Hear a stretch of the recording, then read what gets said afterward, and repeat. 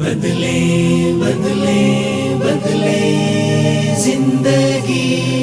زیتون T V.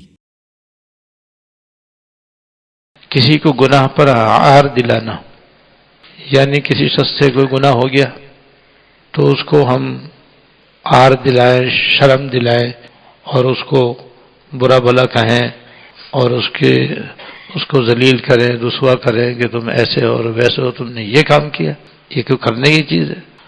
تو کسی کو عار نہیں دلانی چاہیے، منع تو کرنا چاہیے، تنبیہ کرنی چاہیے، لیکن غلطی تو ہو گئی اس جو ہونی تھی۔ اب ہم اس کو حقیر فقیر کہیں، ذلیل رسوا کریں اور اس گناہ پر اس کو عار اور شرمندہ کریں، اس سے بچنا چاہیے۔ اگر کسی کو خدا نخواستہ کسی خطرناک بیماری میں یا تکلیف میں یا پریشانی میں یا صدمے میں مبتلا دیکھیں تو اس وقت یہ حکم ہے کہ تم یہ دعا مانگو: الحمدللہ الذی عافانی مما ابتلاک بہ۔ تمام تعریفیں اللہ جل شانہ کے لیے ہیں جس نے مجھے اس تکلیف اور بیماری سے بچایا اور مجھ کو بہت سے اپنی مخلوق پر فوقیت اور برتری عطا فرمائی۔ تو اس دعا کے پڑھنے کی فضیلت یہ ہے کہ اللہ تعالیٰ اس کو اس بیماری سے محفوظ رکھیں گے۔ اسی طرح اگر کسی کو کسی گناہ میں آدمی مبتلا دیکھے تو اس گنہگار کو حقیر نہیں سمجھے، اس کو عار نہ دلائے، بلکہ اس کو بیمار کی طرح قابل رحم سمجھے، بیمار کی طرح اس کو قابل رحم سمجھے، کیونکہ یہ روحانی بیماری ہے۔ گناہ جو ہے وہ روحانی بیماری ہے اور جو گناہ میں مبتلا ہے وہ روحانی مریض ہے۔ تو جیسے جسمانی مریض قابل رحم ہوتا ہے، بیماری قابل علاج ہوتی ہے، ایسے بیمار قابل رحم ہے، لیکن اس سے جو گناہ ہوا وہ برا ہے، اس کو برا سمجھو، اس سے خود بھی بچو، اور شفقت اور نرمی سے جیسے بیمار کا علاج کرتا ہے ایسے اس کو بھی پیار محبت سے سمجھاؤ۔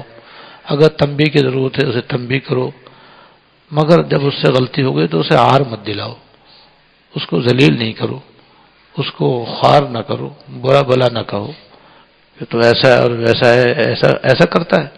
تو کسی کو اس طرح سے عار دلانا یا اس کو حقیر ذلیل کرنا یہ اتنی خطرناک بات ہے کہ بعض مرتبہ عار دلانے والا پھر اس میں مبتلا ہو جاتا ہے۔ جس خرابی کے اندر آج وہ مبتلا ہے اور تم اس کو ذلیل کر رہے ہو، کل تم بھی اس گناہ کے اندر مبتلا ہو سکتے ہو۔ لہذا وہ تو بیمار ہے جس کی وجہ سے وہ گناہ کر رہا ہے اور بیماری میں مبتلا ہے، جب وہ مبتلا ہے تو وہ تو قابل رحم ہے، اس کے اوپر شفقت کرو اور نرمی سے پیار سے اس کو اس گناہ سے آئندہ بچنے کی تلقین کرو، یہ ہے صحیح طریقہ۔ گناہ نمبر 12، کسی کے نقصان اور تکلیف پر خوشی کا اظہار کرنا۔ اب نقصان چاہے مالی نقصان ہو جائے، چاہے جانی نقصان ہو جائے، یا کوئی خدا نخواستہ بیماری ہو جائے، کوئی پریشانی لائق ہو جائے، تو جس کو بھی یہ نقصان ہوا ہے یا تکلیف ہوئی ہے تو وہ تو قابل رحم ہے، اس کے ساتھ تو ہمدردی کرنی چاہیے، شفقت کرنی چاہیے، موقع ہو تو اس کو تسلی دینی چاہیے اور اس کا حوصلہ بڑھانا چاہیے، نہ کہ اس کی تکلیف پر خوش ہونا اور اس کا ہنسی مذاق کرنا۔ عام طور پر یہ اپنے مخالف کے ساتھ یہ بات پیش آتی ہے۔ اگر کسی کا کوئی مخالف ہے، دشمن ہے، تو اگر وہ دشمن کسی مصیبت میں مبتلا ہو جاتا ہے، کسی حادثے کا شکار ہو جاتا ہے، تو دوسرا ہنستا ہے اس کے اوپر اور پھر طرح طرح کی باتیں کہتا ہے کہ اس نے میرے ساتھ فلاں دن ایسا کیا تھا اور اس نے میرے ساتھ یہ زیادتی کی تھی اور دیکھو اللہ تعالیٰ نے اس سے بدلہ لے لیا، اور پھر 10 جگہ بیٹھ کر کے اس کو سناتا ہے کہ فلاں دیکھو میرا مخالف تھا اور میرا دشمن تھا، آج اس کا یہ انجام ہو گیا، اور ایسا اور ویسا خوشی کا اظہار کرتا ہے، مسرت کا اظہار کرتا ہے۔ یہ بھی گناہ کی بات ہے۔ کسی کی تکلیف اور مصیبت پر ہنسنا یہ اپنے آپ کو اس میں مبتلا کرنا ہے۔ جو کسی کی تکلیف پر ہنسے گا ہنسا جائے گا، من ضحک ضحک، جو کسی پر ہنسے گا کل اس پہ بھی ہنسا جائے گا۔ اس لیے کسی کی تکلیف اور مصیبت کو دیکھ کر کبھی ہنسنا نہیں چاہیے، کبھی خوش نہیں ہونا چاہیے، چاہے وہ اپنا مخالف ہی کیوں نہ ہو، چاہے وہ اپنا دشمن ہی کیوں نہ ہو، اس پہ ہنسنا نہیں چاہیے، کہ ہنسنا جو ہے یہ بھی باعث وبال ہے اور باعث عذاب ہے اور گناہ کی بات ہے، بلکہ عبرت لینی چاہیے، اگر اس سے عبرت لینی چاہیے۔ ہمارا مخالف صحیح لیکن ہے تو وہ بھی انسان نہ، جو اگر وہ کسی تکلیف میں مبتلا ہو گیا تو وہ بھی قابل رحم ہے، اس کو آپ نے اگر معاف نہیں کیا تو اللہ کے لیے معاف بھی کر دو، معاف کر دینا زیادہ بہتر ہے بدلہ لینے سے، لیکن اس کی تکلیف پر آپ کو بھی تکلیف ہونی چاہیے، اس کے صدمے پر آپ کو بھی صدمہ ہونا چاہیے، اس کی پریشانی پر آپ کو بھی دلگیر ہونا چاہیے، نہیں یہ کہ اس کے تکلیف پر ہنسنا اور خوش ہونا، یہ خطرناک بات ہے اور اس سے بچنا ضروری ہے۔ نمبر 13، تکبر اور فخر کرنا، یہ بڑا خطرناک گناہ ہے۔ تکبر کرنا اور کسی بات پر فخر کرنا، تکبر کہتے ہیں دل میں اپنے آپ کو کسی بھی وجہ سے اچھا سمجھنا، دوسرے کو اپنے سے حقیر سمجھنا، اسے کہتے ہیں تکبر۔ جیسے کوئی مالدار ہے، مالداری کی وجہ سے اپنے آپ کو اچھا سمجھ رہا ہے، جو اس کے مقابلے میں فقیر ہے، محتاج ہے، مسکین ہے یا کم مالدار ہے ان کو حقیر سمجھتا ہے، یا علم کی وجہ سے اپنے اندر بڑائی اختیار کرتا ہے، کہتا ہے میں چونکہ بہت بڑا عالم ہوں، فاضل ہوں، ایسا ہوں اور ویسا ہوں، تم کون ہو، تم تو جاہل ان پڑھ ایسے اور ویسے ہو۔ تو علم کی وجہ سے بھی تکبر ہوتا ہے، کبھی عمل کی وجہ سے بھی تکبر ہوتا ہے کہ آدمی زیادہ عبادت گزار ہو جاتا ہے، زیادہ اچھے اچھے کام کرنے لگتا ہے، زیادہ نماز روزے کی پابندی کرتا ہے، گناہوں سے بچتا ہے، اور دوسرا نہیں بچتا، دوسرا گناہوں میں مبتلا ہے، تو بعض دفعہ یہ عابد و زاہد آدمی تکبر کرتا ہے، اور تکبر کی وجہ سے اس کو حقیر ذلیل سمجھتا ہے کہ تم ایسے اور ویسے ہو، تمہیں کیا پتا، حقیر ذلیل سمجھتا ہے، خود کو بڑا اچھا سمجھتا ہے، تو یہ تکبر ہے عبادت کی وجہ سے۔ کبھی طاقت و قوت کی وجہ سے آدمی تکبر کرتا ہے، کبھی حسن و جمال کی وجہ سے تکبر کرتا ہے، کبھی عہدے منصب کی وجہ سے تکبر کرتا ہے، کبھی نسب اور خاندان کی وجہ سے آدمی تکبر کرتا ہے، تو یہ تکبر جو ہے صرف اللہ تعالیٰ کے ساتھ خاص ہے۔ وَلَهُ الْكِبْرِيَاءُ فِي السَّمَاوَاتِ وَالْأَرْضِ وَهُوَ الْعَزِيزُ الْحَكِيمُ، بڑائی اللہ تعالیٰ ہی کے واسطے ہے، آسمان و زمین کے اندر وہی غالب حکمت والا ہے۔ تو بڑائی کے لائق تو بس ایک ہی ذات ہے کہ اللہ تعالیٰ سب سے بڑے ہیں، اور بڑائی بھی انہی کے لائق ہے بس، باقی ہم سب مخلوق ہیں، ہم میں کوئی بات بڑائی کی ہے ہی نہیں۔ جب کوئی بڑائی کی بات ہمارے اندر ہے نہیں تو پھر کیسے اپنے آپ کو ہم بڑا سمجھیں؟ اس لیے ہمارے حق میں بڑائی خلاف واقعہ ہے، اور خلاف واقعہ ہونے کی بنا پر گناہ ہے اور ناجائز ہے، اور یہ ایسا گناہ ہے، اور یہ ان گناہوں میں سے ہے کہ جس کی سزا اللہ پاک نے دنیا ہی میں نقد رکھی ہے۔ جیسے ایک گناہ پیچھے گزر چکا ہے کہ والدین کو ستانا، والدین کی نافرمانی کرنے کا وبال اللہ تعالیٰ نے نقد رکھا ہے، یعنی اس کی سزا آدمی کو دنیا میں ملتی ہے، آخرت میں الگ ملے گی اگر توبہ نہ کی۔ ایسی تکبر کی سزا بھی اللہ تعالیٰ نے نقد رکھی ہے، جو بھی دنیا میں تکبر کرتا ہے دنیا ہی میں وہ ذلیل ہو جاتا ہے، آخرت کی سزا الگ ہے، اللہ بچائے۔ اس پر مجھے ایک واقعہ یاد آیا جو تھانوی رحمۃ اللہ علیہ کے مواعظ میں ہے کہ ایک نواب صاحب تھے، بعض نواب بڑے متکبر بھی ہوتے ہیں، تو وہ کچھ ایسے ہی تھے، نواب صاحب تو تھے لیکن ساتھ ساتھ متکبر بھی تھے۔ تو ایک دن وہ مارکیٹ جا رہے تھے، راستے میں ایک گوار مل گیا، گوار کہتے ہیں دیہاتی کو، تو وہ دیہاتی درمیان میں کہیں مل گیا، اس نے سلام کیا، تو نواب صاحب اتنے متکبر تھے کہ اس کا سلام بھی ان کو ناگوار گزرا، اور کہا ڈانٹ گیا تم اس قابل ہو گیا کہ مجھے سلام کرو؟ انہوں نے کہا جی میں سلام ہی تو کر رہا ہوں، کوئی اور غلط بات تو نہیں کر رہا۔ تو اس نے خیر پھر پوچھا نواب صاحب کہاں جا رہے ہو؟ کہاں بس گھوڑا لینے جا رہا ہوں مارکیٹ میں۔ اس زمانے میں گھوڑا خریدنا ایسا جیسے آج کل گاڑی خریدنا، اب ہر آدمی تو گاڑی نہیں خرید سکتا، تو مالداروں کا کام ہے گاڑی خریدنا۔ گاڑی خریدنے جا رہا ہوں، گھوڑا خریدنے جا رہا ہوں یعنی گاڑی خریدنے جا رہا ہوں۔ تو اس نے کہہ دیا انشاءاللہ تو کہہ لو۔ اب یہ تو متکبر تھے نا، اللہ بچائے، انشاءاللہ کس بات کی؟ جیب میں میرے پیسے ہیں، مارکیٹ میں گھوڑا ہے، ابھی جاتا ہوں ابھی لے کر کے آتا ہوں۔ تو اس دیہاتی نے کہا جی میں نے تو اچھی بات کہی ہے آپ کو، اب آپ کی مرضی۔ اب جناب اب تکبر کی حد دیکھو، اس نے کتنی اچھی بات کہی، بھائی جو کام آئندہ کرنا ہو تو چھوٹا ہو یا بڑا انشاءاللہ ضرور کہنا چاہیے، یہ ادب ہے۔ مگر ان تکبر کی وجہ سے اس کی یہ سچ بات بھی، صحیح بات بھی نہیں مانی، اور مارکیٹ گئے. ہم مارکیٹ میں پہنچ کر کے گھوڑے پسند کرنے لگے. گھوڑے بیچنے والے بھی نواب صاحب کو دیکھ کر کے ان کی طرف بڑے متوجہ ہوئے. ہر ایک اپنا گھوڑا پیش کرنے لگا. نواب صاحب نے ایک گھوڑا دیکھا, ناپسند کیا. دوسرا گھوڑا دیکھا, ناپسند کیا. تیسرا گھوڑا دیکھا, ناپسند کیا. چوتھا گھوڑا انہیں بڑا پسند آیا کہ بالکل سائز بھی اس کا بالکل صحیح ہے اور میں اس پہ آسانی سے سوار بھی ہو سکتا ہوں اور ہے بھی ہلکا پھلکا, چست, تیز رفتار, خوبصورت. جناب صاحب نے سودا کر لیا اور پیسے طے ہو گئے. طے ہونے کے بعد اس نے لگام جو ہے نواب صاحب کے ہاتھ میں تھما دی, پیسے طلب کیے. اب نواب صاحب نے جب پھر جیب میں ہاتھ ڈالا تو باہر ہی آ گیا ہاتھ, جیب کٹ گئی.